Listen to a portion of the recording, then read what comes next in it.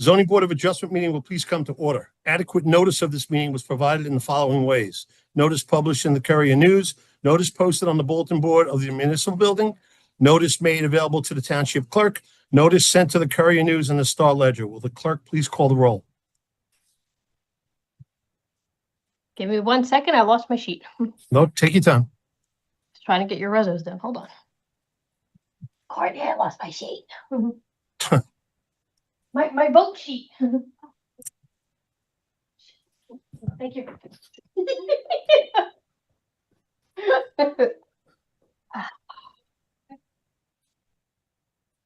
Okay, thank goodness Courtney's here. Okay, Mr. Weissman?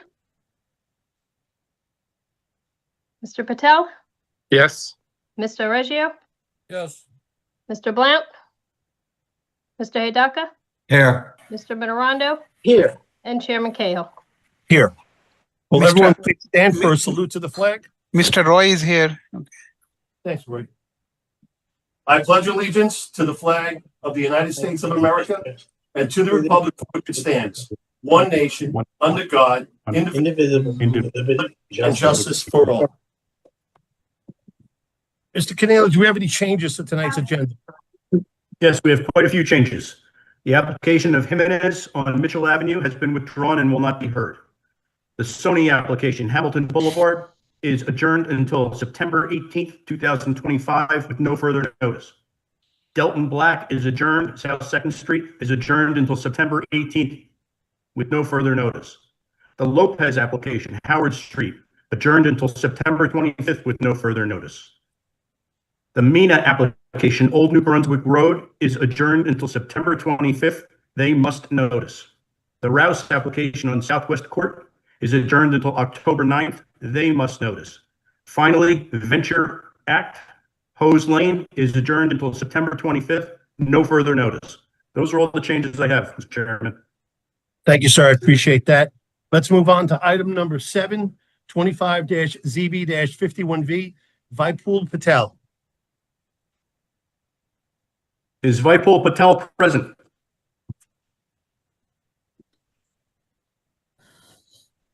Is Vipul Patel present? Laura, do you see the applicant? No, I do not. Just go to number 8. Got it. I think he is here. It's at it's on mute. I am. Oh, yes, he. Oh, he just muted himself. Okay, wait, he's back. Okay.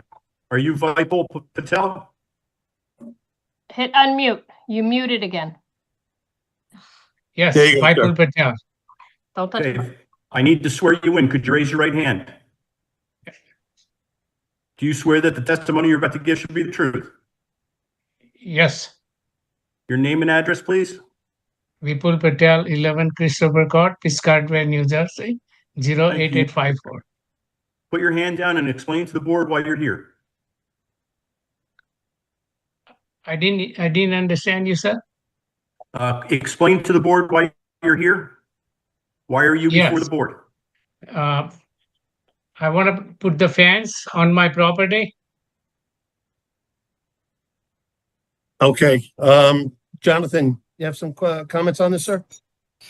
Yes, thank you. Mr. Patel, have you read the staff report dated June 11th? June 11, yes. Do you agree with all the terms of that staff report? Yes, sir. And you understand that no fence permit will be approved until a memorandum of restriction is recorded? What is that means? Item 4 in the report, it states that if the township needs to access the easement, you will encumber all costs associated with the removal and replacement of the fence or anything else you have within the easement area. So it's a document that says that you agree to that. Yes. Okay. Okay. No further comments or questions. Thank you. Any other comments or questions from the board? Hearing none, I'm going to open it to the public. Anyone in the public portion have any comments or questions about this application? No one, Chairman. Okay, Laura, close the public portion. I'd make a motion to approve this application. Can I get a second? I'll second it. Thanks. Call the roll. Mr. Patel? Yes. Mr. Yes. Reggio? Roy's here. Mr. Blount? Mr. Hidaka, Yes. Mr. Mitterondo, Yes. and Chairman Cahill. Yes. Your application has been approved. We will memorialize it in a written document at our next meeting, and we'll send that document to you. Thank you, sir. Thank you. Have a good night, Mr. Good Patel. luck. Chairman, Okay, Mr. thank you. Weissman's trying to get on. He's having a connection problem. Okay, just let us know when he gets in. I shall. Thank you. In the meantime, let's move on to item number 8, 25-ZB-22V. Stephen Edens. Is Stephen Edens present? Yes, I need to swear you in. Could you raise your right hand? Do you yes, swear that the testimony you're about to give should be the truth? yes. Your name and address, please? Stephen L. Eden, 1 Vogel Avenue, Piscataway, New Jersey. Thank you. Could you explain to the board why you're here? Because of my fence and a shed. I'm requesting a variance on it, I guess. Okay. Hey, Jonathan, you have some comments about this one as well? Yes. So similarly, have you read the May 22nd staff report memorandum? Yes, Okay. Do you agree with all the terms of that report? yes, Including that the shed be removed, the fence along William Street be brought in 15 feet from the property line, not the curb, the property line, and the fence along Vogel will be brought in with in line with the garage. I would like not to have to do that. I would request that the fence remain where it is in the shed also. The fence is required to be 25 feet from the property line, so 15 feet is a good compromise. It's more than half. We could insist on the original. We're trying to compromise here and make it work for both parties here. So you're requesting that you're ordering that the fence be brought in 15 feet from the curb, From the property line. from the property line. I don't think I have that much property. It would result in the fence being 20 scale. It's only been there since 1983. I know that doesn't matter, but it's been there since 1983. On the back corner of your house, it would give you about 10 feet from the corner of your house to the fence line along William Street.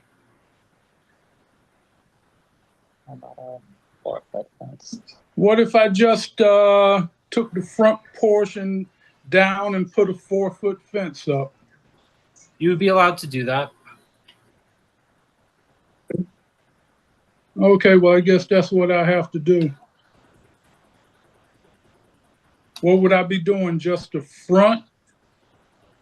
Or what portion would I have to drop it down to 4 feet? The portion in front of the garage along Vogel and the portion along the side of the house that fronts the intersection of William and Vogel. Okay, What about the shed, Jonathan? The shed should be removed. You're way over on your building coverage. shed has to be removed. By when? By when? We can, when you come in for the fence permit, we can agree to a term that's suitable for you. Chairman, it has to be in the resolution when we have to do this because we have. 90 days agreeable? Could be 90 90 days, days? 120 days. 90 What days? about What about 180 days? I've just had major surgery and unable to do a whole lot of things right now. I had a triple bypass. My wife's recovering from cancer. 180 is agreeable. Yeah, 6 months is fine, Mr. Edens. We can do that.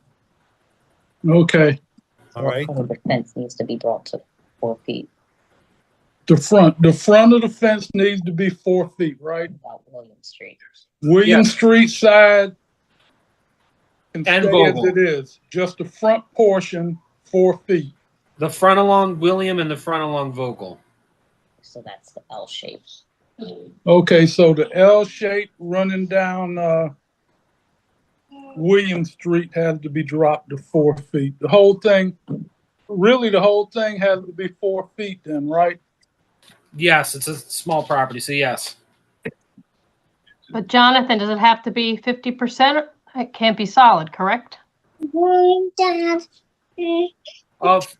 he wants to ask for solid, he can, but he wouldn't need the variance for 50% of. Well, yeah, so just so we know when he comes in what he's going for. Can he do the 4-foot solid? Mr. Edens, are you doing 4-foot solid or Yeah, 50%? request. Request. Yeah, 4-foot solid, I would hope to do. Okay, we can live with that. No further questions. Okay, any other members of the board have any questions or comments? Okay. Hearing none, I'm going to open it to the public. Anyone in the public, including children and babies, if they have any comments or questions? Are you able to put a regular size 9-foot? Anything, Laura? 9. No, Chairman. Okay, close the public portion. I'd make a motion to approve this application amended through Jonathan's comments. Can I get a I'll second? second it. Thank you. Please call the roll. Mr. Weissman? Here, yes. Mr. Patel? Yes. Sorry. Mr. Reggio? Yes. Mr. Hidaka? Yes. Mr. Mitterondo? Yes. And Chairman Cahill. Yes. Your application as amended has been approved. We'll memorialize it in a written document at our next meeting, and we'll mail that document to you. Good luck. Good night, Mr. Edens. Move on to item number 10, 25-ZB-57B. Amitava Roy. Yes, I'm here. Mr. Roy, I need to swear you in. Could you raise your right hand? Yes, Do you swear that the testimony you're about to give should be the truth? yes, only truth, nothing but truth. Thank you. Explain to the board why you're here. Yeah, I'm here I requested for to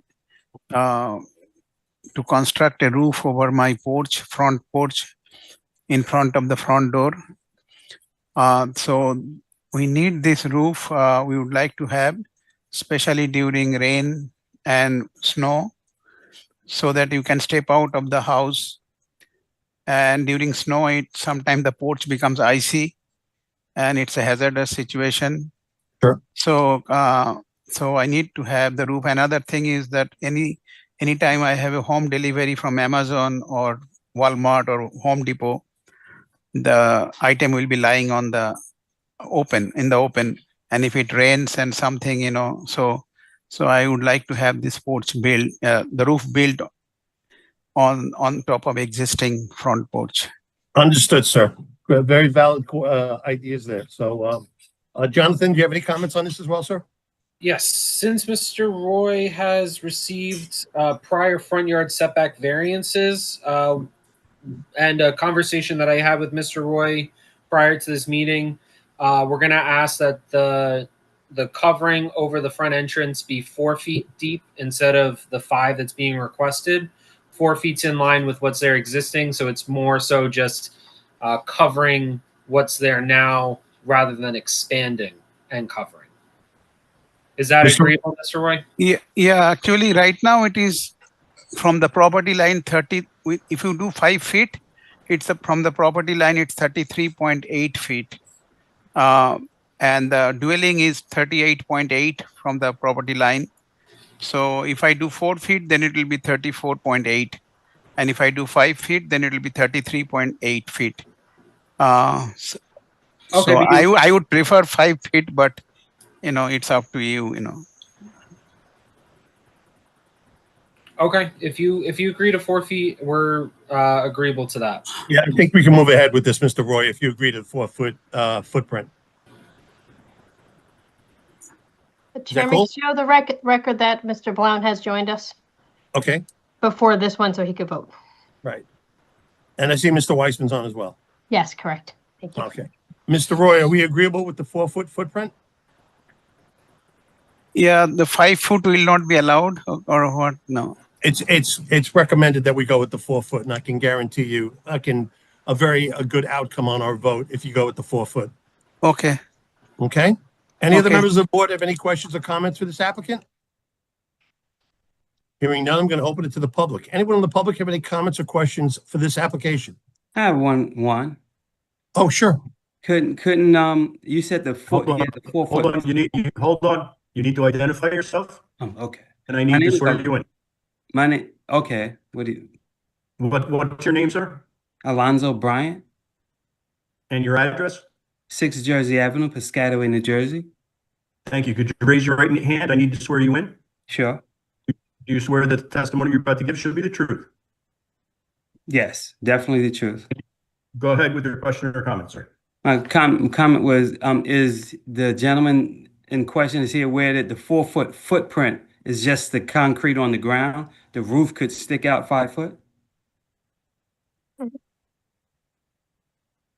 Because, I think he's worried about the overhang. The footprint is a concrete base. If he wants the overhang slightly bigger, that's not part of the foundation. So he should be able to get that, right? It's not the recommendation that we're getting from our engineering department. The foot, I'm sorry, for your engineering is always calls the footprint the building itself, right? I called it the footprint of the porch that he's trying to cover. We have the drawings. We have the drawings that were submitted as part of this application. It's showing 5 feet. For the footprint or for the roof? On the roof. The porch is, sorry, the porch is 4 feet. Right. 4 feet width porch. But Right. the roof can be 1 feet more than the porch. That's what I think. That's Right. We're proposing that it covers the footprint of the porch at 4 feet. That's what we're promoting. The roof has to be 4 feet just Right. above the porch. If you agree on that, we can move forward. Okay, but one more thing, but don't most homes, every home actually out here, don't they roofs all overhang the footprint? You're talking about the roofs on the actual structure? Or you're talking about a porch roof? A The porch roo- roof the doesn't roof- necessarily go out further, no. No, the roof on every foundation out here extends past the foundation. Mr. Bryant, And if they don't need a front yard setback variance, that's fine. This application needs a front yard setback variance. That's why And this they- application. Mm-hmm. and they previously were granted a front yard setback, so we Okay. are not granting further relief from that front yard setback. Understood. Okay. Thank you, sir, for your comments. Laura, anyone else in the public portion? No, Chairman. Okay, close the public portion. I make a motion to approve this application with the 4-foot roof. I'll second it. Can I get a call? Roll call. Mr. Weissman, Yes. Mr. Patel, Yes. Mr. Reggio, Yes. Mr. Blount, Yes. Mr. Haydaka, Yes. Mr. Mitterondo, Yes. and Chairman Cahill. Yes. Your application's been approved as amended. We'll memorialize it at our next meeting and send a copy to you. Good luck. Thank you, Mr. Roy. Thank you. Move on to item number 11, 25-ZB-52V, Alonzo Bryant. Right back in the game. Take yourself off mute, sir. Okay. There you go. You're good to go. It may seem ridiculous, but I have to swear you in again. Could you raise your right hand? Do you swear that the testimony you're about to give should be the truth? Yes, absolute truth. Thank you. Could you explain to the board why you're here? Yes. I can show you. We need an air condition on my building because it has water in it. I have a bathroom and I need to keep the water pipe. It's a HVAC system I'm putting in because it's my workshop. And we want to bring the air condition on this side of the fence, which would leave me only, I'm supposed to be 10 feet. It'll only leave me 8 foot from the fence. But my fence, as you can see, is a 6-foot fence. It goes all the way around. And my neighbor next to me has no problem with it. Okay. So that's what Understood.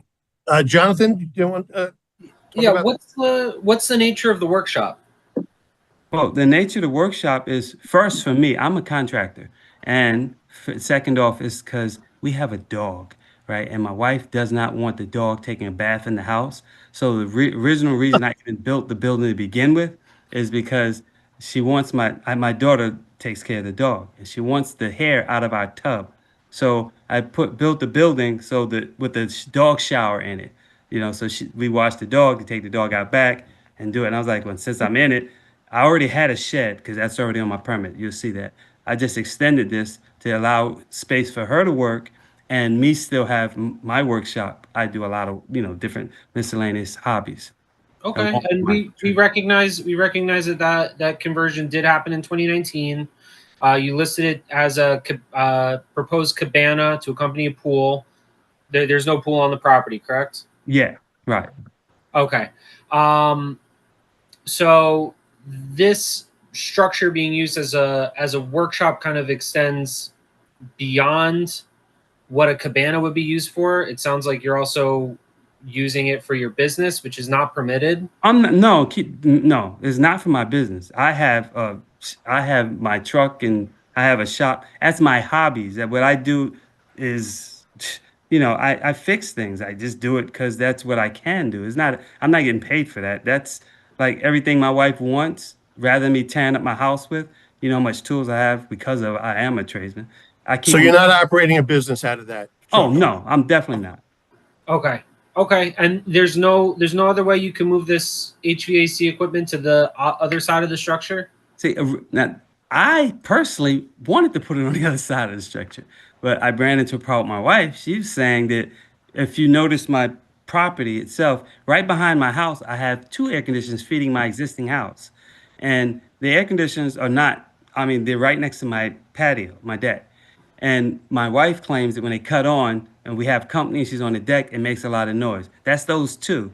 If I put this air conditioner on the same side of the building, it'll be pretty much close to these 2, and then she's gonna complain it out. So that was the only reason I even, went out this extra $500 to try to ask for this variance, because, I'm putting a lot of work in. I have to make an effort to try to please her as well. Understood, sir. A bunch of us are married, so you'll know. Would you agree to a deed restriction that this won't be used for any form of occupancy or business? They've already given me. You gave me that for my when you first approved the building. So yes, I agree to it. It's already in writing. Y'all gave me a memo with that already on it. This can never be used as an occupancy.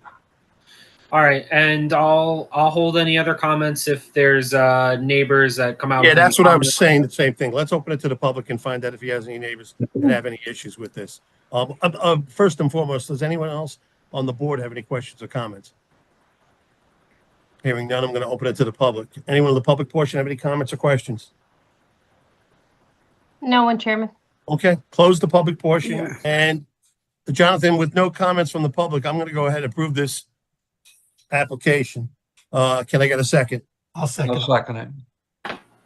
All right. I have something to say. Yes. The porch in length is 8 feet, but from the door is not centrally placed. It's not in the center. So one side in the porch, I might have to increase 1 feet or 2 feet. This is, I'm talking about the length, not the width. Width will be 4 feet. Width will be 4 feet. Mr. Chairman, we're done with that application. Yeah, Mr. Roy, we already took the vote on that. I'm sorry. Okay. No, that's fine. And again, we have to be on this Zoom call. You can go enjoy your evening if you want. Okay. Laura, give me a roll call on the Mr. Bryant. Mr. Weissman? Yes. Mr. Patel? Yes. Mr. Reggio? Yes. Mr. Blount? Yes. Mr. Hidaka? Yes. Mr. Mitterondo? Yes. And Chairman Cahill. Yes. Mr. Bryant, your application's been approved. We'll memorialize this in a written document at our next meeting, and we'll mail that document to you. Good luck. Thank you. Good night, sir. Let's move on to item number 12, 25-ZB-26V. Heather Pham. Is Heather Pham present? I'm going to be Heather? honest, probably not. You don't see her, Laura? No, well, they have a friend helping them with this, and communication is very difficult, to say the least. They did notice. Well, let's skip So and we'll double. skip them, and by the end, if not, we'll push them to the next meeting. Got it. Let's go on to item number 13, 25-ZB-23, Muslim Center of Middlesex County. Mr. Arch here? Davin's going to do this one. Oh, okay. Is he on? Yes. David, Apologize. I couldn't figure out how to get it unmuted. that kind of day. Good evening, board chair, members of the board. David Prasad from Bob Smith and Associates, here tonight for the application for the Muslim Center of Middlesex County, MCMC. It is a final major subdivision application. The property is located on 1000 Hose Lane East, Piscataway, New Jersey, block 12201, lots 3, 4, and 9.03. As I said before, we are looking for a final major subdivision. The board had granted a preliminary major subdivision in October of 2020. And I would like to tell the board that all the conditions of the preliminary approval have been met. So we are seeking tonight the final approval for the subdivision and then the consolidation of all the lots into new lot 9.04. As the board is aware, we do not get scheduled for final major subdivisions unless all the conditions of preliminary are met.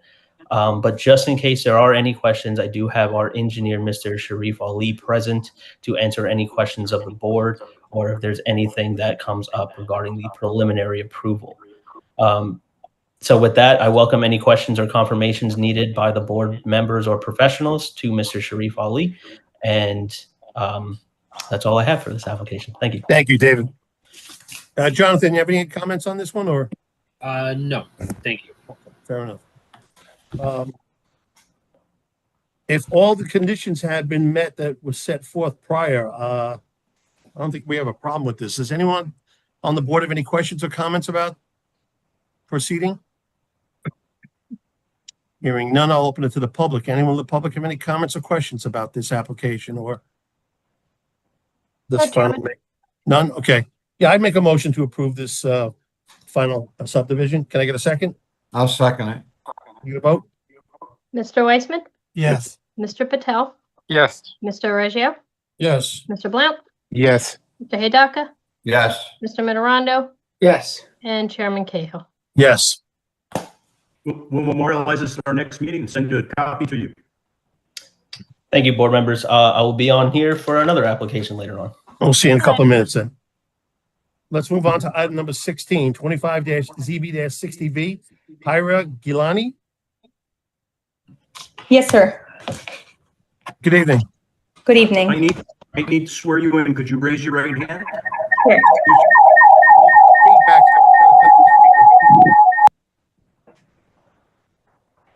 I Do got you it. swear the testimony you're about to give shall be the truth? Thanks. I swear. Thank you. Your name and address, please? Hira Gilani, 519 Linwood Street, Piscataway, New Jersey, 08854. Thank you. Could you explain to the board why you're here?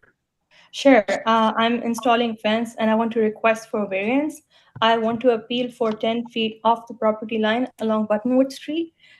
I have a 18-month-old toddler and a severely autistic, nonverbal 5-year-old son who has elopement risk and no safety awareness. The reason I'm putting the fence is because of my son's safety. I cannot take my son to public parks because it's not gated. He runs away from me and it's like a marathon. I cannot take him to most places because people look at him weird and he gets very overstimulated.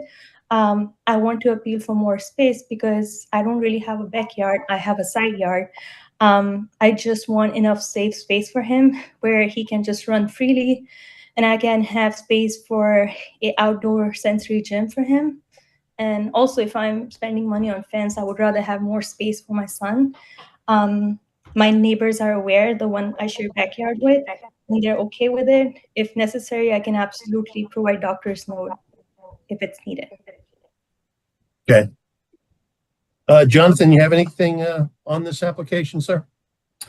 40 feet is required from Buttonwood. So staff is requesting 20 feet from the property line where 40 is required. Here, you understand we're trying to come to a compromise? I completely understand. I really, really appreciate it. It's just that I would like to appeal for more space. If I can get 10 feet off the property line, just for his sake, I really need it for him. So that would, the proposal of moving it back 10 feet would reduce the area by about 600 square feet. So, I mean, we could do 15? We could do 15. Hira, is that okay? That's more than Um, a compromise. 15 is, you know, we're bending over backwards because of the situation your family's in. Sure. I can give you not pretty much a good guarantee that you'll have a positive outcome if you agree on the 15. 15 feet off Buttonwood property line? Yes. So 15 feet off the property line is about 25 feet off of the curb, or about 17 feet from the back of the sidewalk, if that helps. Okay, and even with medical documentation, I cannot have 10 feet off the property line, even if I provide doctor's note. Unfortunately, Hira, it Yes. sets a precedent, and even your neighbors who don't have situation that you're in technically could come in and ask for the same request. Okay. So sure. I think that if you can live with the 15, it's more than generous, and I think you'd be very happy with it. I know Okay. you're patient, and I feel for your Right, position, excuse me. Sure. but I think 15, everyone will be happy at this situation. Sure, then Awesome. I'll take Okay. that. Any other members of the board have any questions or comments? Hearing none, I'd like to open it to the public. Anyone in the public have any comments or questions about this application? Laura? I have a James Gogan? Is that Yes, right, Ken? yes. Sir, I need you in. Could you raise My your right one hand? question is, Okay, hold on. Linwood is Yeah, one he of has the- to lower your computer down. You're echoing. Sir, I need to swear you in. Could you raise your right hand? Oh, it's right. Do you swear that the testimony you're about to give shall be the truth? Yes, Could I have your name and address, please? James Gagan, 9 Hedgerow Street, Piscataway. Thank you. Go ahead with your question or comment. So the Linwood Street is one of the two main entrance and exits out of this development. And I just want to make sure that this fence is not going to go anywhere near the front yard at all, because that'll block the area when you're trying to turn to see whether any cars are coming.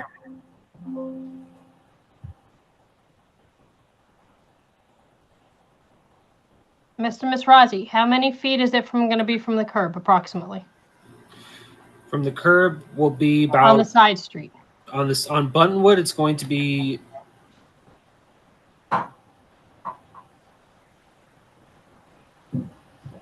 Probably about 18 to 20 And- feet with the right of way? about 25 feet Oh, even more. Okay. from the curb on Buttonwood. Okay, So no issues with line of sight. Correct. Okay. You okay, Mr. Gill? Yeah, thank you. You're welcome, sir. Have a good Thank night. Anyone else, Laura? No, sir. Okay, close the public portion. I'd make a motion to approve this application. I'll second. Call the roll? Thank you so much. Thank you so much, everyone. You're welcome. Mr. Weissman? Yes. Mr. Patel? Yes. Mr. Reggio? Yes. Mr. Blount? Yes. Mr. Hidaka? Yes. Mr. Minorando? Yes. And Chairman Cahill. Yes. Your application as amended has been approved. We will memorialize it in a written document at our next meeting, and we'll send that document to you. Good luck. Thank you. Good luck, ma'am. Let's move on to item number 17. Shailesh and Sonal Patel. Yes, hello. Sonal Patel. Okay, I need to swear you in. Could you raise your right hand? Do you swear that the Uh, testimony you give shall be the truth? Sure. Yes, I do. Your name and address, please? Shailesh and Sonal Patel, 9 Lucille Court, Piscataway. Thank you. Could you explain why you're before the board? So we are planning to put a fence around our property, and this is because of a lot of deer issue lately, and eating all the vegetation and vegetables we are growing, and that creates a lot of nuisance. Also, probably some health issues they are creating. We get on a regular basis like 12 to 15 deers, and sometimes they just hunker around in the backyard, and a lot of damage to the vegetation also, as probably they are pooping all over. Yeah. So it has really become a hazard issue now. And also we also want to have some privacy probably. Understood, Mr. Patel. Thank you for Mr. clarifying. Chairman, their fence is in an easement. That's the reason that they're here. Right. So, John, what's the language they need to know before we proceed? We need to know how tall these fences are. You denote a vinyl and a chain link. Sure, yeah. So, I'm sorry, go ahead. What are the heights of the proposed fences? So proposed fence is 6 feet vinyl up to the easement, township easement we have, or probably half feet before. And then we are going to put as the plan or the application we have submitted, we are going to put a 15 or 16 feet gate for the opening. And then the remaining is the chain link. The gate also will be of chain link. What's the height of the chain link fence? Chain link would also be 6 feet. Okay. So it's going to be 15, 16 feet wide. Yes, sorry, the gate shown will on be the plans. Yeah. Sorry. Okay. So do you agree to a memorandum of restriction regarding the easement, where you will assume all costs associated with the removal and replacement of the fence, which by putting in the gate you pretty much avoid, but would you agree to entering a memorandum of restriction? So to understand, even we put a gate, is there a responsibility for us? They'll just use the gate, but if you sign the legal document, it covers all parties. So they'll just use the gate. Yes. So yeah, we are fine. And that is why we are putting the gate, because of the easement, right? Perfect. Yes. Very smart move, sir. Okay. Any other members of the board have any questions or comments? Hearing none, I'm going to open it to the public. Anyone on the public have any questions or comments about this application? No one, Chairman. Okay. Close the public portion. I'd make a motion to approve this application. Can I get a second? I'll second it. Call the roll. Mr. Weissman, Yes. Mr. Patel, Yes. Mr. Reggio, Yes. Mr. Blount, Yes. Mr. Hidaka, Yes. Mr. Mitterondo, Yes. and Chairman Cahill. Yes. Your application's been approved. We'll memorialize this in a written document at our next meeting, and we'll send that document to you. Good luck. Thank you. Thank you very much, board and everybody. Good night, sir. Thank you. On Good to night. item number 18, 25-ZB-61V, Gordon Aquira. You're muted, sir. There you I'm go. here. Thank you. Sir, I need to swear you in. Could you raise your right hand? Do you swear that the testimony you're about to give should be the truth? I do. Your name and address, please. Put your hand down. Gordon Aquara, 516 Shirley Parkway, Piscataway, New Jersey, 08854. Could you explain to the board why you're here? Yes, so I bought a house about 2 years ago. I installed on an AC that wasn't working, and it's 6 feet away from the property line. And I'm asking for a variance because it's meant to be 10 feet away from the property line. Okay, Mr. Mizrahi. So to clarify, the AC unit it's installed now. It's not proposed. It's currently there. It's currently there, yes. Okay. And I'm assuming it'd be a substantial hardship to relocate it. Correct. And the house is a rental. There's 2 kids there, 4 and 5 years old. And where it's located, it's very isolated. So if I'm to move it to the back, I think there'd be some safety issues. And there's very limited places I could put it in the backyard. Okay. Okay. You are going to be required to screen it with either fencing or landscaping from the frontage of the property, as well as your neighbor to the side. I know when you first came in, there was a question about the easement on the side where the AC unit is. I would consider having that be implemented or perfected, so that way it's recorded properly. But as it is right now on the revised survey, you are not inside that easement. So just the screening, and that's all I have, Mr. Thank you, Chairman. Jonathan. Mr. Acquira, you're okay with the screening and the? On I the am. outside? Thank you. Okay. Yes. Okay. Any other members of the board have any questions or comments? Hearing none, I'm going to open it to the public. Anyone in the public have any comments or questions about this application? No one, Chairman. Okay, close the public portion. I'd make a motion to approve this application. Can I get a second? I will second. Thanks. Please call the roll. Mr. Weissman, Yes. Mr. Patel, Yes. Mr. Reggio, Yes. Mr. Blount, Yes. Mr. Hidaka, Yes. Mr. Mitterondo, Yes. and Chairman Cahill. Yes. Your application's been approved. We'll memorialize it in a written document at our next meeting, and we'll mail that document to you. Good luck. Thank you. Have a good night, sir.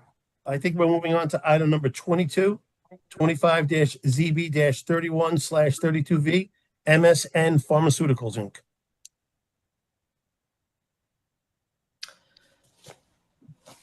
Good evening again, board members. David Prasad from Bob Smith and Associates here tonight representing the applicant MSN Pharmaceuticals for application 25ZB32V.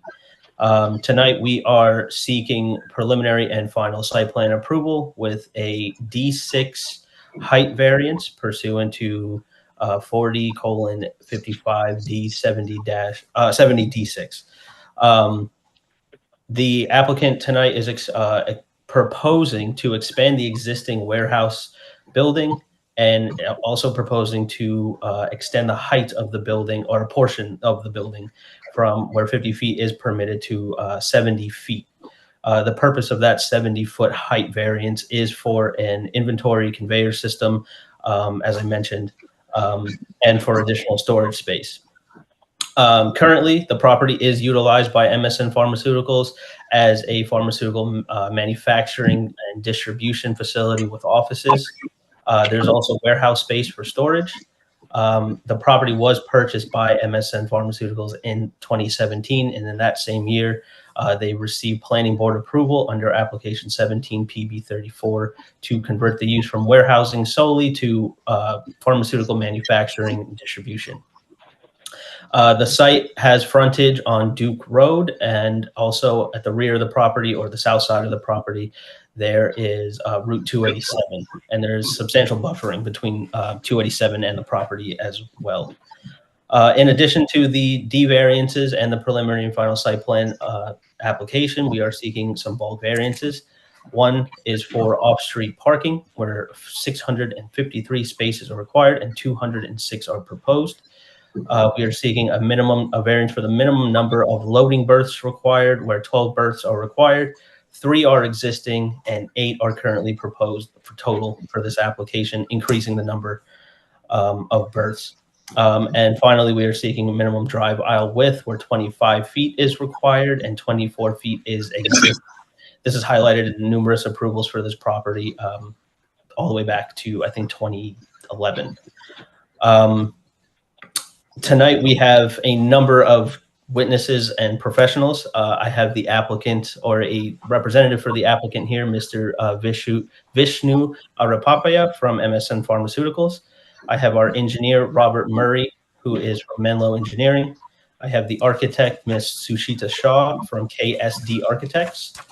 And I have a traffic engineer, Mr. John Ray from McDonough Ray Associates. And finally, the professional planner, Ms. Christine Confone from Confone Consulting Group.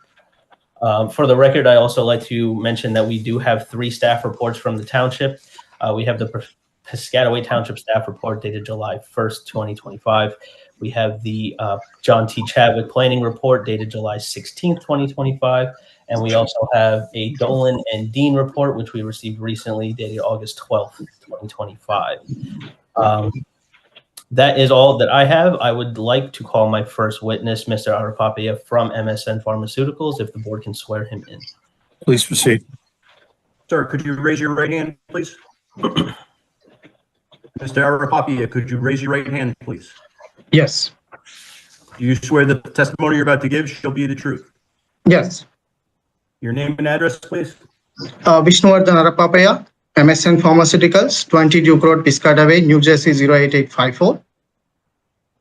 Thank you. Welcome, sir. Thank you, Mr. Keneally. Yeah. Mr. Arapapaya, can you please describe your role and relationship to MSN Pharmaceuticals, Inc., please? Definitely, Mr. Devin. So I take care of engineering and facilities at MSN Pharmaceuticals. I'm being with MSN Pharmaceutical from 2022. I used to work for MSN in India before I come here. So overall, you've been working for MSN for quite some time, just recently in Piscataway. That's correct. Can you tell the board how long MSN has been located in Piscataway, New Jersey? Yeah, MSN purchased this property in 2017, as you mentioned earlier. And the same year, we received planning board approval to convert the building into pharmaceutical manufacturing and distribution. And you want to continue your business in Piscataway. Can you please let the board know why you would choose Piscataway, New Jersey? Yeah, Piscataway is actually a great town for a business and to grow. Our particular location is perfectly suited for MSN, where we are surrounded by all industries and minimum residential involvement limited. Also, the proximity, our building is right next to the 287. It allows our business to minimize travel time and limit traffic in town. Okay. And the nature of the business, again, is pharmaceutical manufacturing and distribution, correct? That is correct. Can you please let us know what the hours of operations are for the business? We are operating from 6:30 a.m. To 11 p.m. And that is Monday through Friday? Yeah, Monday to Friday. That's correct. How many employees do you currently employ at this location? Currently, we have 110 employees in the site. When we expand our building, we may extend like another 30 more employees we will recruit. Okay. So altogether 140. Okay. Can you explain the reason that we are seeking a 70-foot D6 height variance as opposed to 50? Yeah, MSN would like to install state-of-the-art the automatic storage and retrieval system. It's basically operated by robots. We store all our products into the racks. It's a high height racks. So the robots, we call the particular material. The robot will pick up and it will bring it to the particular pickup location and pack location where our employee can pack for the delivery. And you said the racks are high and that requires robots to utilize to retrieve the pallets. It's a fully automated storage and retrieval system. Understood. For the board, can you explain why the additional storage space and the automated system is proposed?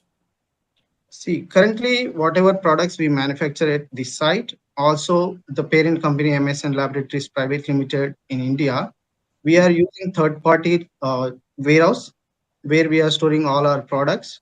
So instead of buying a new property or constructing a new warehouse, we feel like having everything in one place at this site.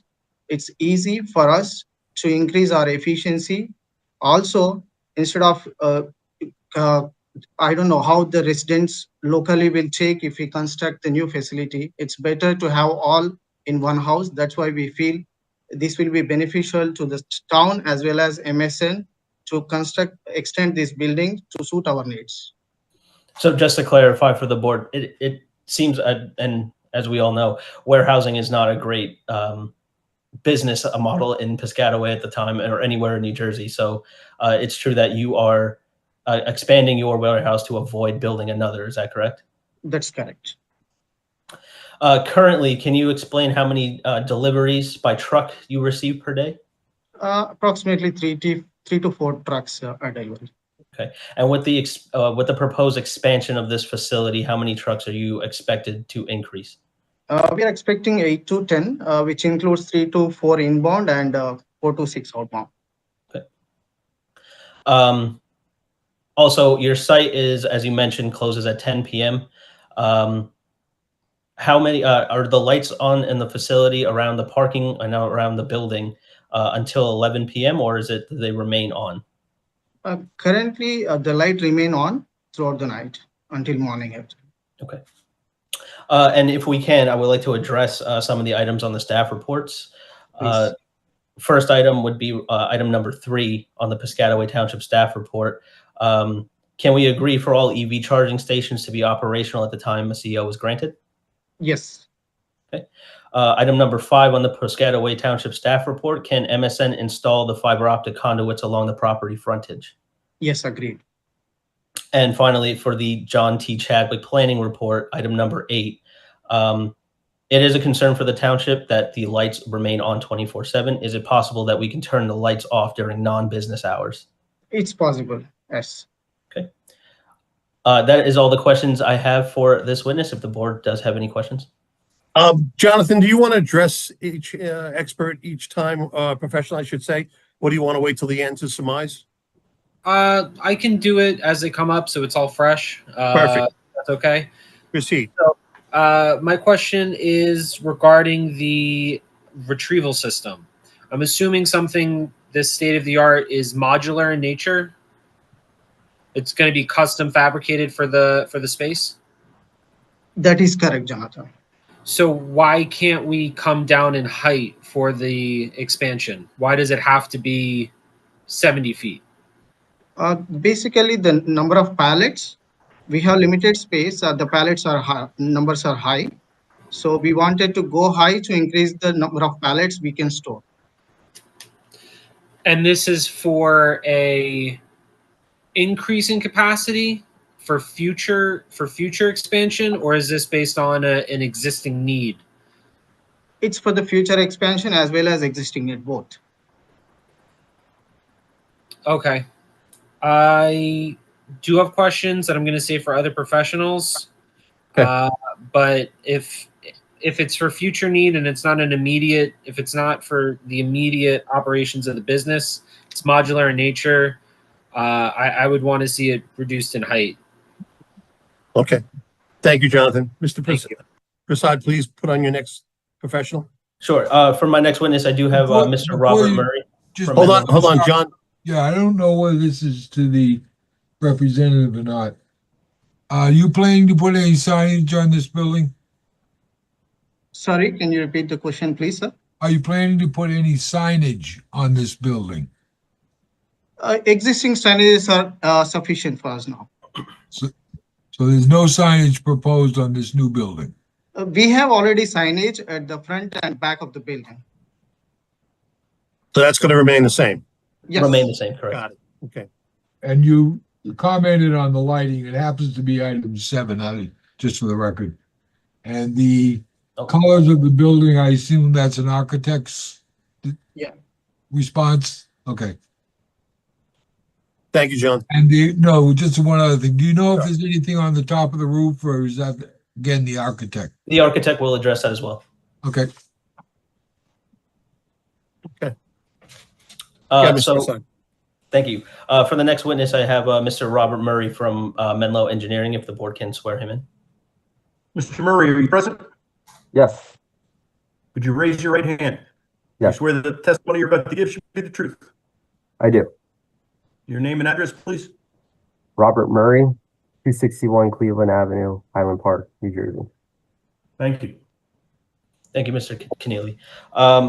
Robert, can you please give the board the benefits of your qualifications? Yes. I graduated Stevens Institute of Technology in 2017 with a bachelor's degree in civil engineering. I've been a professional engineer for 4 years now, and I've provided testimony in front of numerous boards in New Jersey, including Piscataway. And your license is current and in good standing? Yes. Thank you. Qualifications are fine. Please proceed. Thank you. Thank you. Mr. Murray, if you can please explain to the board the current layout, the proposed layout, and other engineering factors that are taking place in the site improvements, if you don't mind. Yes. If I can present our existing conditions exhibit. And we can mark that as A1. Can everyone see? Yes. Thank you. This is an aerial photograph of the site and its surrounding areas. And just to orientate my drawings tonight, north is up. The property, better known as 20 Duke Road, is lot 10.01 of block 4302 in Piscataway Township. The site is located south of Duke Road, west of Freeway Drive, and north of 287. Access is provided off both Duke Road and Freeway Drive. Overall, the property is approximately 15.48 acres and is located entirely within the LI5 light industrial zone. The site is also surrounded by industrial uses within the LI5 zone. As it exists today, the site is currently a 236,851 square foot industrial building with 33.5 feet in height. This includes office, warehouse, manufacturing, and lab. Also, the site has an existing 1,125 square foot accessory building, which is currently not being used. The site currently has 402 spaces along the south and the west side, and 3 existing loading spaces on the east side of the building. Now, if I could present our overall plan exhibit, which is a colorized rendering of the submitted site overall plan with the aerial background and landscape turn on. The applicant is proposing a 55,477 square foot warehouse addition with an 88,984 square foot roof extension to 70 foot in height. The applicant seeks to demolish the existing accessory building and a portion of the parking to the south of the building. The proposed conditions will have 206 spaces, where 653 is required, 8 of which are EV spaces, and 7 of which are ADA spaces. The spaces will be 9 by 18. The site has an existing nonconformity of a 24-foot aisle width, but the applicant is proposing a 30-foot width to the south of the proposed addition, excuse me. Site improvements also include a 5-foot sidewalk, crosswalk, and ADA compliant ramps on the south end of the building. The site will utilize existing utilities, and other improvements include lighting and landscaping. For landscaping, 17 trees are removed. However, 22 deciduous trees are provided, which meets the Piscataway Township ordinance.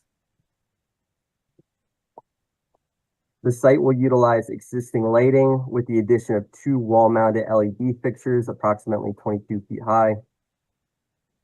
This will provide a minimum of 0.5 foot candles and an average of 2.3 in the parking area, and provide safe and adequate lighting meeting township standards. The site is considered a major development since it disturbs over an acre of land. Therefore, stormwater management is required. The site will accomplish stormwater management by maintaining the amount of impervious coverage for quantity and recharge requirements, and reducing motorized vehicle surface to satisfy the water quality regs. Existing nonconformity of the site include loading where 8 is provided, but only 12 are required. Parking aisle width where 24 exists, where 25 is required. Parking variance where 206 spaces are provided, where 653 are required.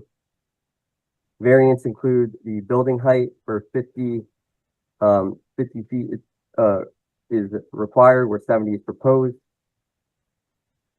I also have read the professional's letters, and I have no problem with satisfying the comments. However, I do want to draw attention to 2 of the comments on Dolan and Dolan's letter from August 12th.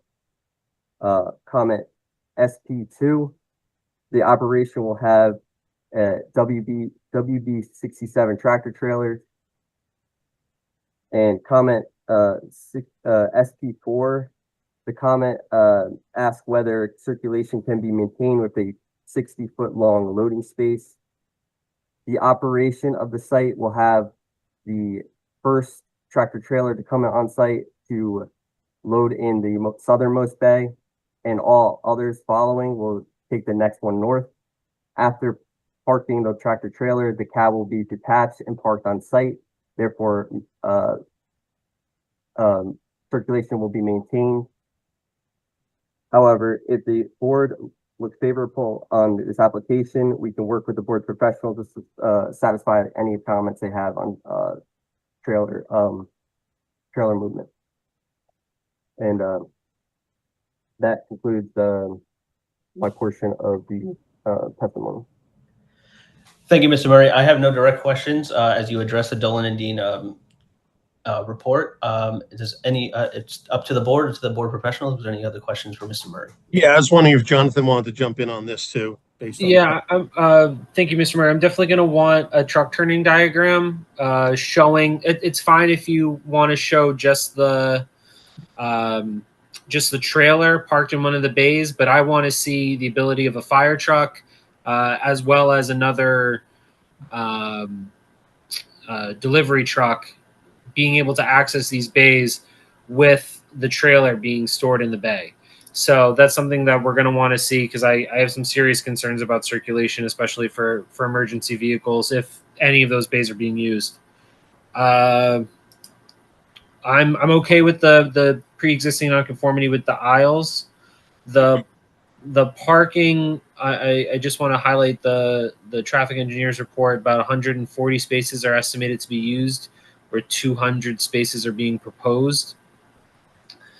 And those were my main points. Thank you for addressing all the comments otherwise. Thank you, Jonathan. Any other members of the board have any questions or comments for Mr. Murray? Mr. Chairman, I'm sorry. No, jump in, Sean. There's that small building in the back. One plan shows it remaining the architectural plan, and your plan shows it, Mr. Murray, removed. Who's right? The accessory building will be removed, and we can revise plans to be consistent. There was one other item. Are you involved with a lighting plan, and can these lights be extinguished during non-business hours, but for security lighting? Yes. As the applicant explained, we can comply with your comments on lighting. I wasn't sure if you did or not, but that's fine. And just to piggyback off of that, John, can we add shielding to the lights along the parking lot with the adjacent building on Duke? Yes. Okay, great. That it, John? That's it. Thank you, sir. Any other members of the board? Mr. Chairman? Yes. This is Betsy Dolan and Dean. I just wanted to echo Jonathan's comments about the vehicle circulation. I did have some offline dialogue with Mr. Murray, but I agree that those template diagrams should be submitted. And I'm fine with the parking variance. I ran ITE numbers, and I think the analysis by McDonough Ray, which you're going to hear probably next, I'm satisfied with, but I agree the circulation exhibit should be provided. Great. Thank you, Betsy. You're welcome. Davin, you can proceed with your next professional. Thank you, Mr. Chair. I do. John Ray is not next. I do have the architect up next, so I'll address some of the other comments and to give you some renderings of the building. So if I can call Ms. Sushita Shah from KSD Architects and have her sworn in. Hi, everyone. Can you hear me? Excuse me a second. Ms. Norrie, can you unshare your screen, please? Yeah, I'm trying to find where the button is. No problem. I'm sorry. While we're doing that, Ms. Shah, could you raise your right hand? Do you swear that the testimony you're about to give should be the truth? I do. Thank you. Your name and address, please. Sure. Suchita Shah, spelled S-U-C-H-I-T-A. Shah, S-H-A-H. Address is 1 Liberty Way in Cranberry, New Jersey. Thank you. Ms. Shaw, if you can please give the board the benefit of your qualifications and whether your license is current and in good standing. Sure thing. I am a registered licensed architect in New Jersey, as well as 10 other states. I was a graduate of Pratt Institute with a Bachelor of Architecture in 2013. And I have presented or testified in front of at least 20 boards. I haven't kept count. Qualifications are acceptable, please. Proceed. Thank you.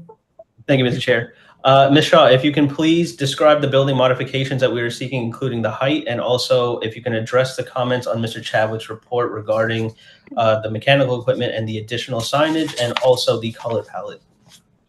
Sure thing. I'm going to share my screen. Okay.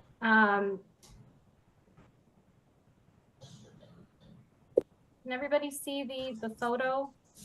Yes. Yes. Okay, great.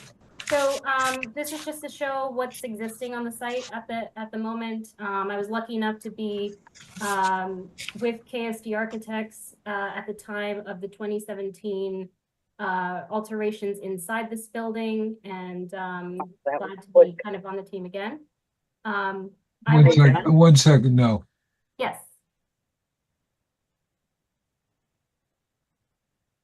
Sorry, was there a question? No, I think No, that was it's okay. Please proceed, Ms. Shaw. Okay, all right. So this is the existing site aerial view. And I will go over the plan first. Just give it a second to load, please. Okay, so this is, we're looking at, sorry, let's start from here. SK1, dated February 15, 2025, completed by KSD Architects. This is an existing building expansion plan showing the building as is in the hatched markings here. It's about 236,000 square feet. We are proposing 2 additions, one on the south side of the building and one to the northeast side of the building, as was described.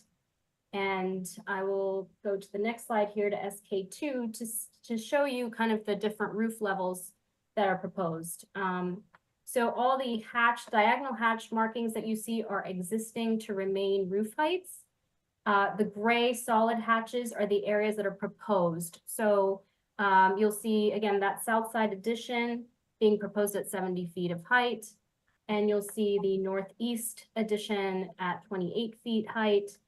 In addition, the center portion of the building to the east side will be added in height to 70 feet. It is currently about 38, most of it is currently about 38 feet high. There are different levels back here. So we are proposing those additions. These are elevations of the existing and proposed expansions, and I'm going to show you a little bit better a view of these. I understand that 2D can sometimes be a little confusing, especially in this kind of varied roof level situation we're going to see.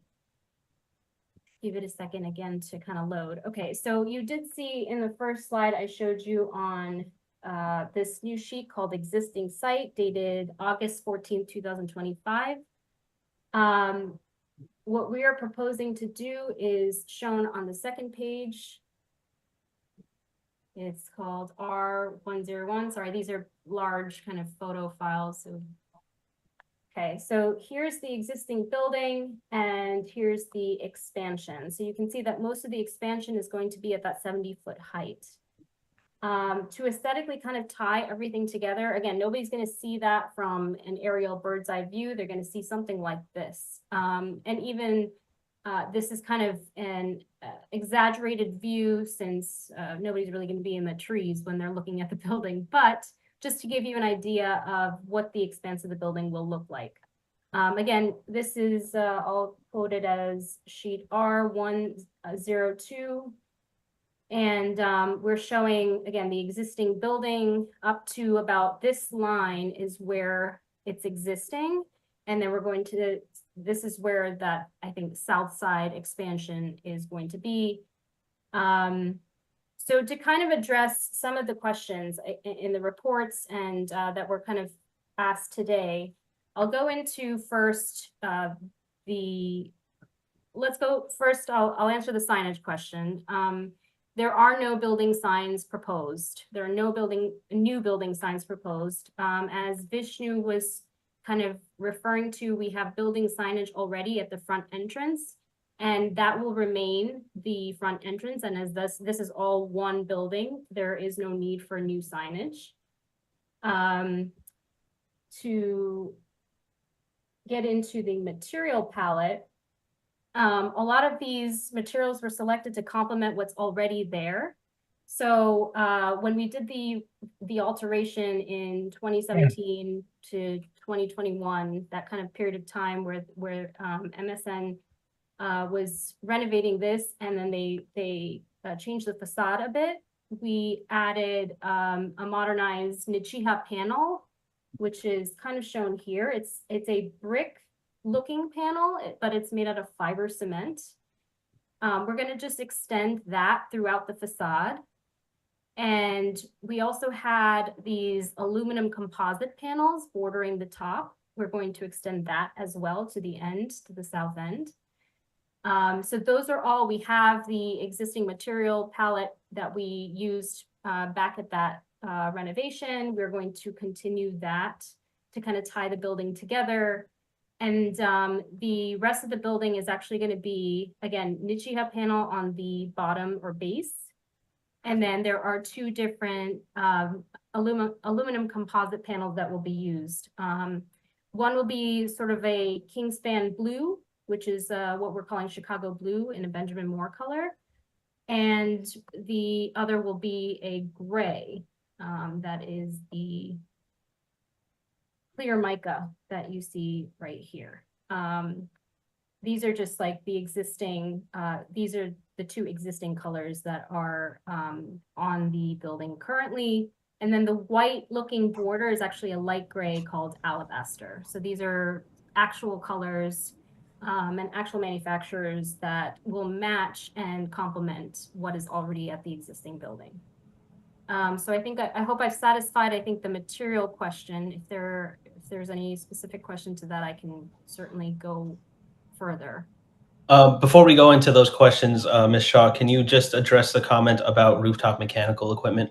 Yes, absolutely. So, so the rooftop mechanical of the existing building, I'll just show you where it is. And fortunately, the addition is actually going to cover a lot of that. So in the 2021, let's say, renovation, we had a lot of rooftop equipment that was added on this side of the building.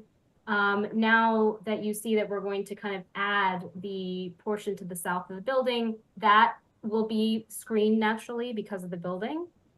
And I'll show you that in a second.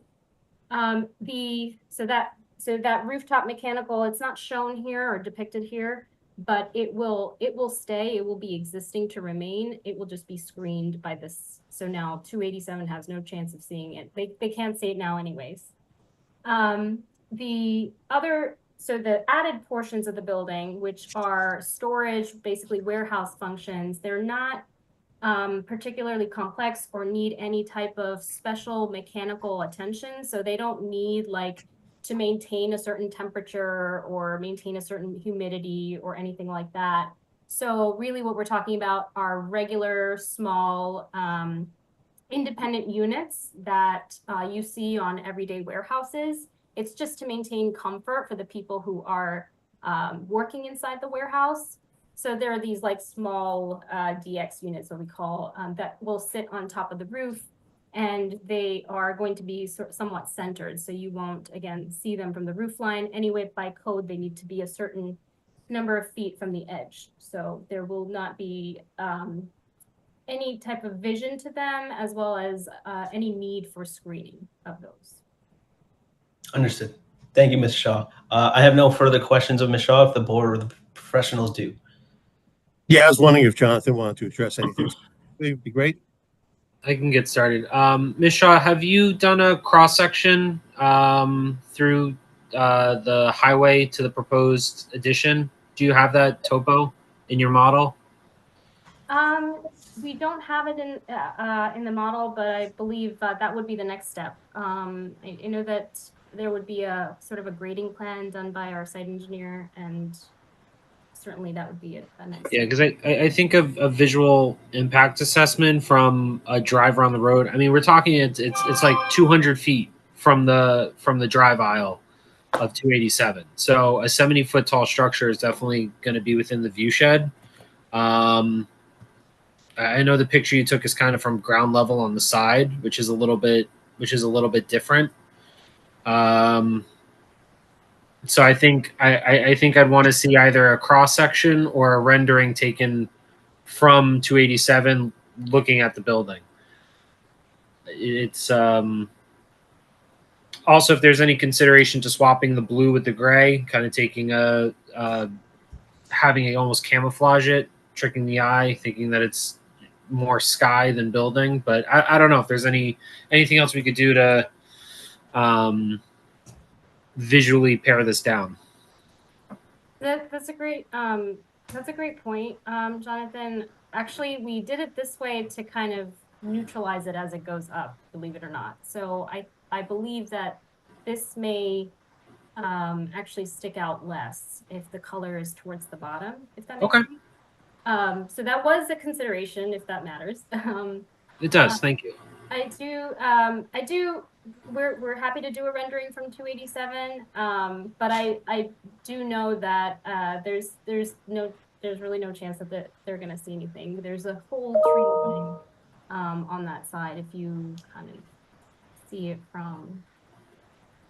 Now I don't know what the size of the trees are. We can definitely look into that. But as you can see, like it's a beautiful natural screen that will prevent really anything. And they're they're evergreen coniferous, so I don't think they will be seen from. And I did have the applicant in last year for removing a bunch of trees. They're not in the best health, and it's fairly mature, so I wouldn't be surprised if more of those trees are on their way out. So that's why I'm asking. That's a good point. I'd like to jump in on this comment with. I agree with Jonathan. I mean, we all go up and down 287 multiple times a day, some of us, and you can see a lot of these buildings all along 287. So this is going to be one of the bigger buildings in that corridor. And the coloring system, to me, needs to try to minimize the scale of this building as opposed to emphasizing it. And I think the blue color does emphasize the scale of this building as opposed to minimize. Okay. But I think that the gist of this is, what is the impact to the 287 corridor as you go along? And we don't have that cut, right? If it does please the board, we can work with the architect and also the applicant and try to get a rendering so it's a more visual exhibit to show the visual impact from 287, if that would satisfy the board. I mean, that would be appreciated. Yeah, to be candid, a jump from 50 feet to 70 feet is not insignificant. I mean, there's no question that Piscataway master plan speaks to its economic base and encourage expansion, retention, etc. But there has to be a balance to that. Understood, and we absolutely will try to provide all the exhibits that are being requested by both Mr. Chadwick and Mr. Misrati. Any other members of the board have any questions or comments? Yeah, I do, Sean. I look around the property. I don't see any hydrants. What is it with fire suppression around here? I would defer that question to our engineer if Robert can come back. Hi. So I did do a site visit earlier today, and I did identify that there is a fire hydrant near Duke Road. There's only one hydrant? I can, if you give me a moment, maybe after someone else presents, I can check our plans to see where the nearest hydrant is on site besides the hydrant on Duke Road. Okay, why don't, David, why don't you proceed with your next professional and we can double back to Mr. Murray. Will do. Thank you, Mr. Chair. My next witness is Mr. John Ray from McDonough and Ray Associates. He is our traffic engineer. If the board can swear him in. Mr. Ray. I lost the audio. No, you there? Oh, I'm here. I'm here. You swear that the testimony you're about to give should be the truth? I do. Your name and address, please? John Ray, REA. I'm a principal with McDonough and Ray Associates, a traffic engineering firm, 1431 Lakewood Road, Manasquan, New Jersey. Mr. Chairman, I believe Mr. Ray has been accepted as a traffic engineer expert for this board on prior occasions. I agree. Please proceed, Mr. Purcell. Thank you, Mr. Keneally. Mr. Ray, if you can please go through the parking and the traffic study that you presented, we submitted to the board as well. Sure. My primary job this evening is to justify the parking variance. I've made several visits to the site to establish the existing parking demand for the first shift. As Vishnu indicated during his initial testimony, there are approximately 110 employees. I don't think they all work on the first shift. The bottom line is the parking observations I made during the first shift revealed a demand of 80 to 85 parked vehicles. We are going to add 30 additional employees with the project if it is approved. And if they all work on the first shift, that will bring the parking demand up to approximately 115, maybe 120 parking spaces. 206 spaces are proposed. So therefore, we meet the actual parking demand and we exceed it, and we will have a healthy surplus of parking spaces. Other than that, I've just reviewed the access to the property, which as it currently exists, we've got great access to 287 to and from the west via Possumtown Road, to and from the east via Old New Brunswick Road. Great location for this property and for this operation, as Vishnu has indicated. But primarily my job was to justify the parking variance. Okay. I have no further questions for Mr. Ray. If the board or the board professionals have any questions. Jonathan, you want to jump in, sir? The only comment I have for Mr. Ray is, have you given, we've been discussing the truck circulation. Do you have any comments regarding that? I concur with your comments and Ms. Dolan's comments, and I think Mr. Murray and I will work on that and prepare the truck turning radius templates and provide them to you. Great. Thank you. Thank you, Mr. Ray. Any other members have any questions for this? Mr. Chairman, just to comment that I also visited the site. I concur with the findings on the parking. We also ran ITE parking. The board knows that the ordinance requires the calculation for the individual use components, and that, in my opinion, is an over-exaggeration. I do believe, as Mr. Ray said, there will be a healthy surplus with the renovation, more than would be required for this particular user and more than the ITE anticipated demand. Thank you, Betsy. You're welcome. Mr. Murray, do you have any more information about the fire hydrants? Yes. So looking at the site plan, there is a hydrant on the Duke Road frontage. There is a hydrant on the Freeway Drive frontage. There's a hydrant on the just north of the building, and there's a hydrant on the west side of the building. Okay. Okay. Did you hear that, Artie? Yes, thank you. Sounds like there's 4 on the site. Thank you, Mr. Murray. Mr. Prasad, please proceed. For my final witness tonight, I have our professional planner, Justin Osceola. It was supposed to be Ms. Cofone. Justin is from Cofone Consulting Group, so he will be doing the professional planning testimony if the board can swear him in. Are you present, Mr.? Yes, I'm here. Could you raise your right hand? Do you swear that the testimony you're about to give should be the truth? Yes, I do. Your name and address, please. Justin Osceola, Auciello, 52 Reckless Place, Red Bank, New Jersey. Thank you. Thank you. Mr. Osceola, can you please give the board the benefits of your credentials, and is your license current and in good standing? Absolutely. So I have a master's degree from Rutgers. I've been a licensed professional planner in the state of New Jersey since 2008. I provided testimony in front of this board and the planning board in the past. My license is current and in good standing. I've provided testimony in approximately 200 municipalities. I think we're good, Justin. You can Thank move you. on. No Thank problem. you, Mr. Cahill. Mr. Osceola, if you can please do your analysis for the D6 height variance, and also if you can address the other bulk variances for off-street parking and loading berths. Yes, absolutely. So the the D6 height variance, that's covered under the Grasso case. That's Grasso versus Spring Lake Heights, and that's essentially the same standard of relief as a conditional use. In this instance, it's showing that the site can accommodate the excess height, even though, of course, there's the exceeding of the height in the L15 zone.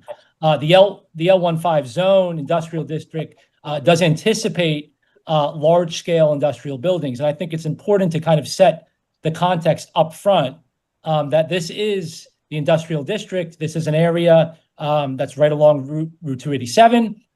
This is an area that has industrial surroundings.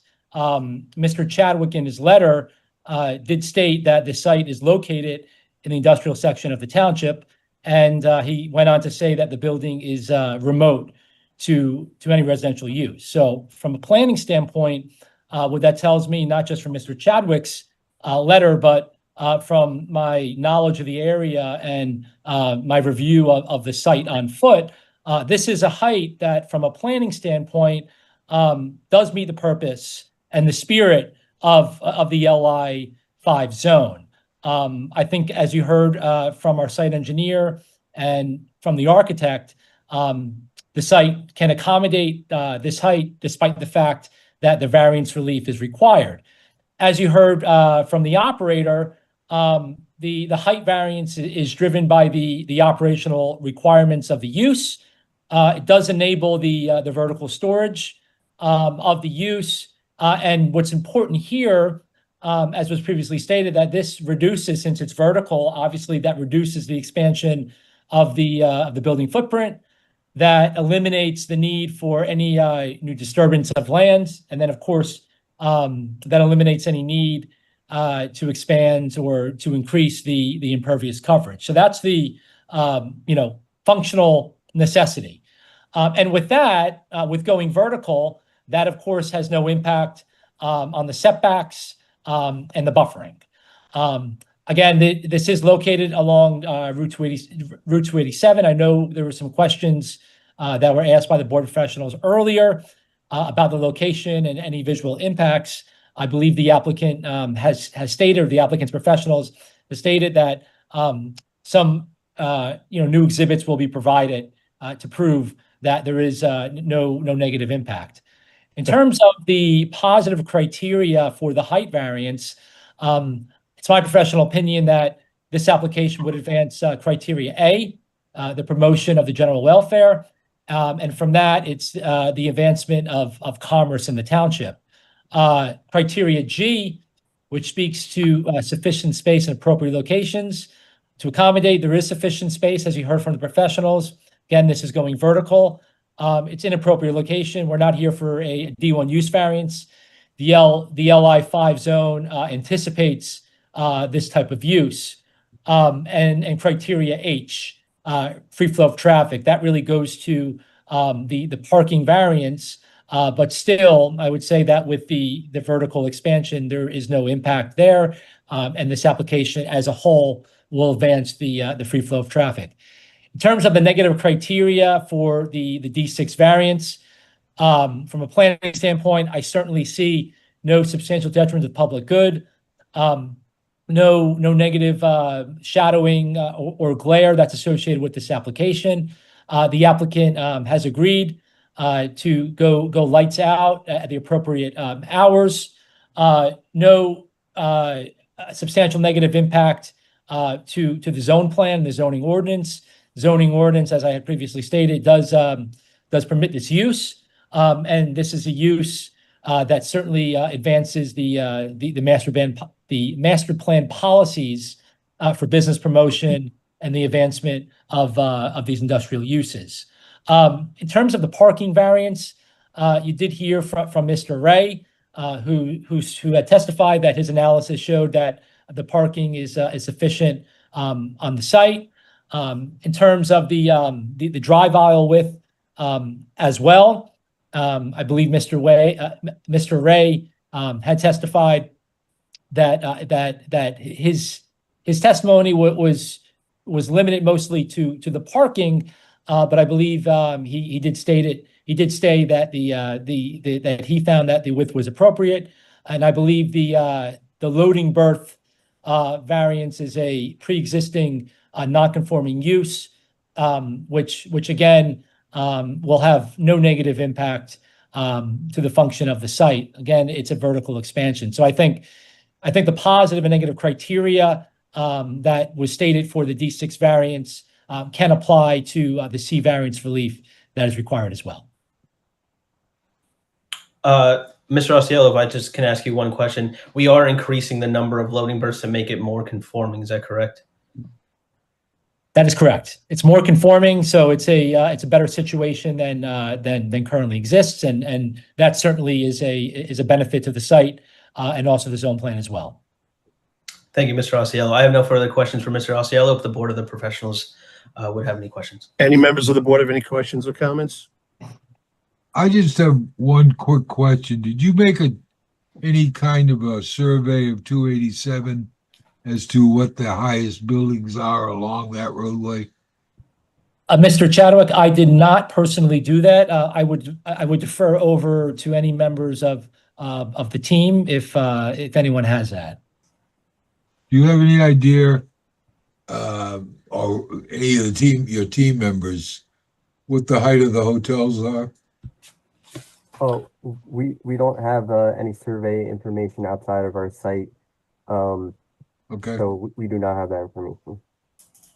I mean, I would think it would be beneficial to know that height as a comparison to what you're proposing, and that you are not out of character, but we don't know. No, John, I agree. And based on the fact that we're going to be asking for so far 3 new items for them to produce for us, I would ask that they could provide that for the next meeting when we will probably vote on this. I mean, to be candid, we've got other buildings that are higher than 50 feet.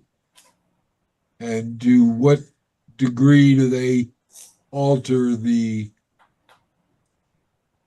roadscape of 287?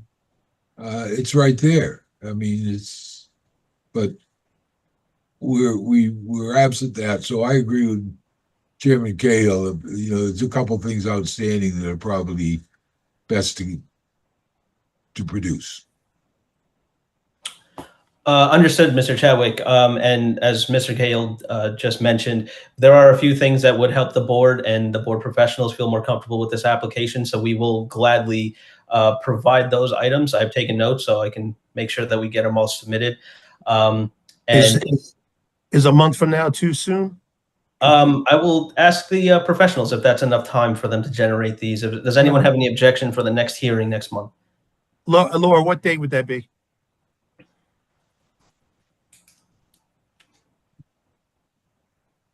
September 25th.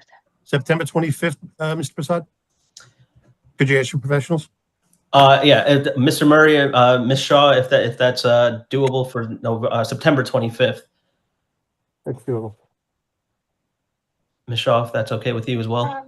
Yeah, I will not be available personally, but somebody from my firm will be. And we can definitely produce the rendering for that time. Perfect. I think we can agree to September 25th. Awesome. All right, well, let's move on that then. All right. So should I the end of the hearing? Yes.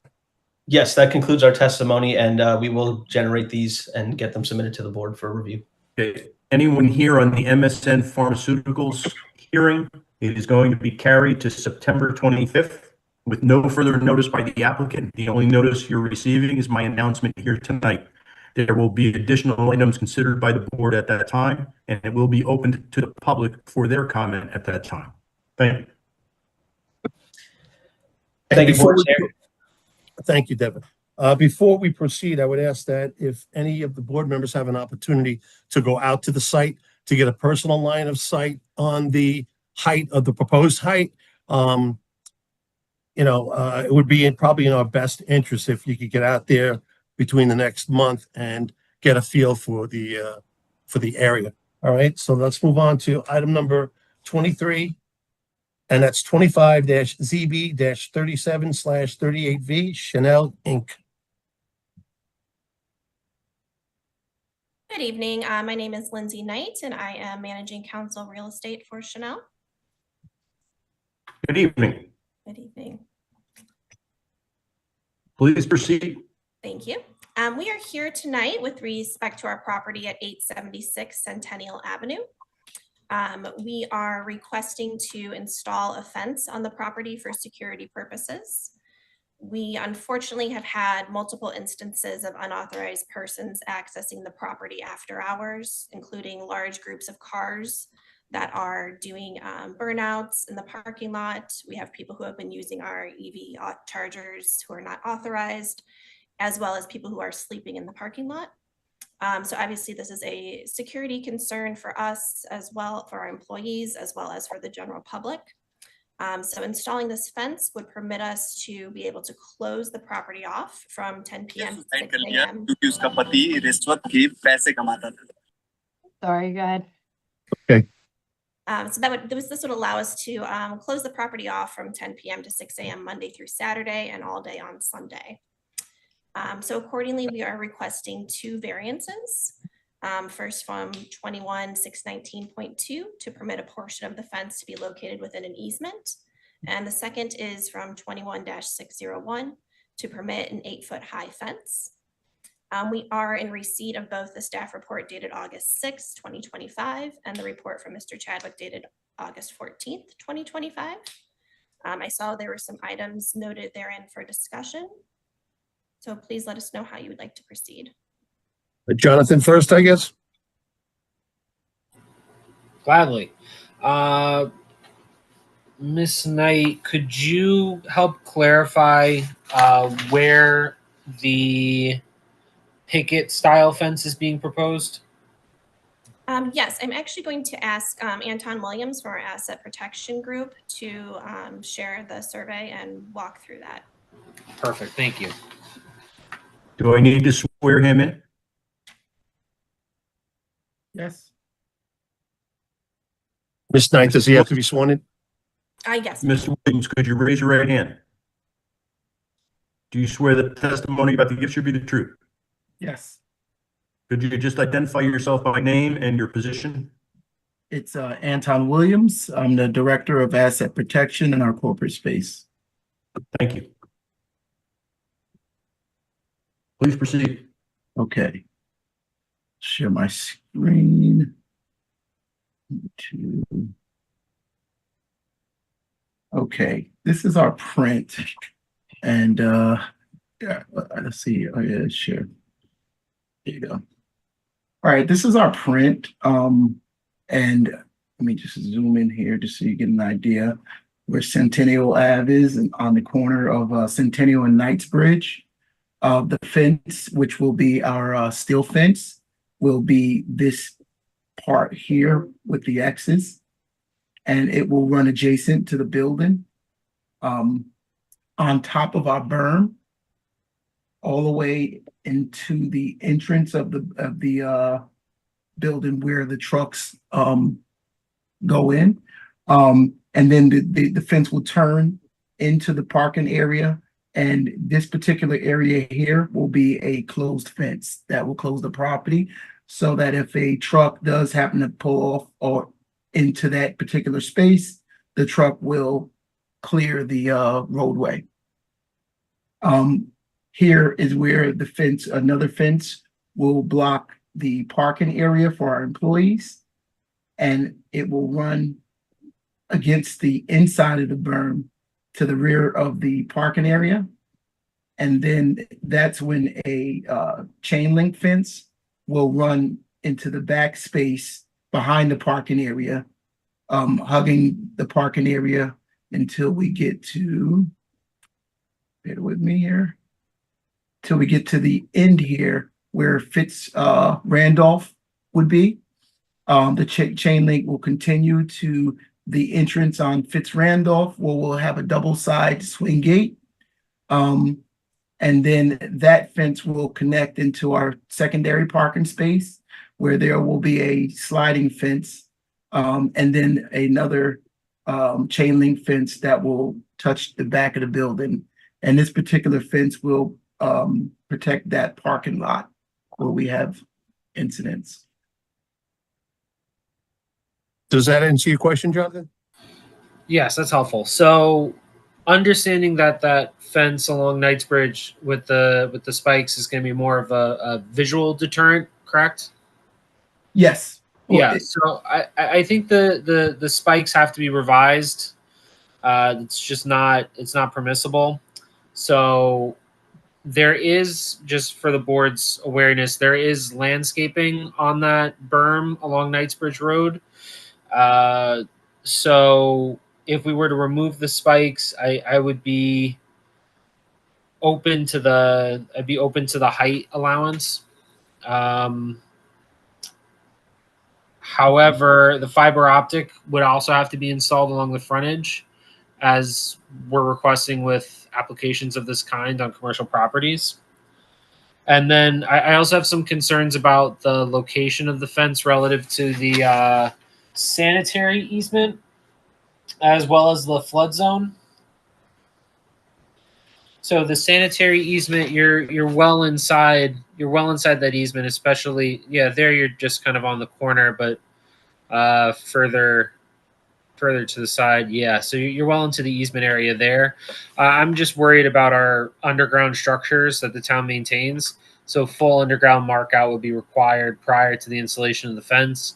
And if the fence does need to deviate from the plan to avoid any underground structures, I would request that they either come back before the board if it's significant, or a new layout would have to be proposed and approved prior to the fence installation.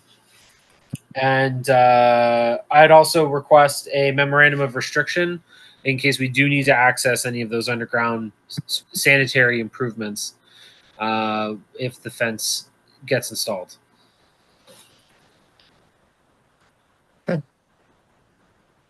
Ms. Knight, is the applicant willing to agree to all of that? I would actually appreciate if we could have a little more information on the fiber optic. This was the first we learned of this request today, so I'd like to understand a little bit more about that process. Possible? Sure. So the fiber optic conduit would be 2 4-inch PVC lines along the frontages along Knightsbridge Road, as well as Centennial. They're for township use, and a lateral would be required to be run from the dual conduit to the frontage of the building. So with it being 2 faces, I think you'd likely do the lateral along Centennial.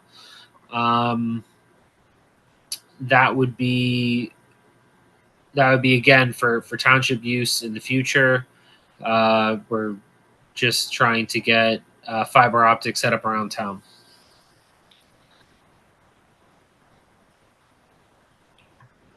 And is that something that then connects into an existing system?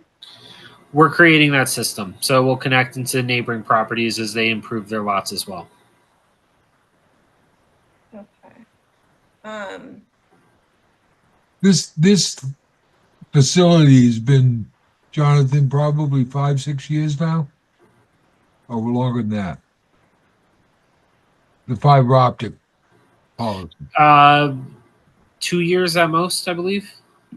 But it's been in operation then for full 2 years. So all of the businesses in town are doing this type of facility. It's obviously looking to the future. I think it's been longer than 2 years. I think they've been I do too. implemented around 5. Yeah, before COVID. I know that. Yep. I think it's longer than that, but it's SOP now when it comes to approvals here. I'd just like to clarify the issue of spikes on top of the decorative fence. I'm in favor of the decorative fence. I think it adds something to the site. Jonathan, what were you thinking? Did you just cut them off flat on the rail, or? Well, a different terminus on it. I mean, let me pull I up. had one in front of one of my houses. They had like a little hearts on the top. I mean, you couldn't. They're purely architectural. There's no reason why the rail, the top rail, that can't just be moved up, and it would cover the spikes, and the top rail would just run along the top of the fence. I would rather see it project and put some kind of an architectural closure on the end. I just don't think it would look correct with just those rails coming up to a cross piece. Are you, Lindsay, okay with that in terms of putting on? I tried to get a hold of your fence manufacturer and I was unable to on 2 occasions. So I would think this manufacturer that submitted all the specs, the various types of fences, can come up with something that is decorative and not dangerous. Yes, Mr. Chadwick. Anthony Pagano is actually on the call with us tonight. Anthony, would you be able to respond to this request? Yes, absolutely. Could you raise your right hand? You swear that the testimony you're about to give should be the truth? Yes. Your name and address, please. Anthony Pagano, statewide fence, 651 South Avenue, Garwood, New Jersey. Thank you. Yeah, in terms of options for the flush, or for the horizontal top rail on the ornamental fence, we can do a flush top rail, or we could have the standard pressed point. The standard press point for, an aluminum or steel fence is not typically a hazard concern, as you stated, John.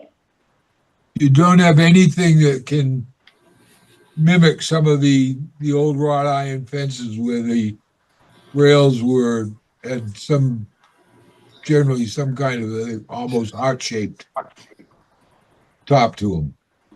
Right. So yeah, it's a press point picket. So when they actually crush the end of the tubular material, it creates that point, and then it's obviously. Your answer is no. Then you don't have anything that you can attach to it. There's a few different options, but flush top would be the standard for, say, like a playground fence. I would prefer to see a flush top or a Well, top. I'm not getting a good answer. I agree with you, Jonathan. Yeah, I think it would look better if it could be done the way I was talking, but let's not go any further. We beat this to death. Thank you, John. Appreciate it.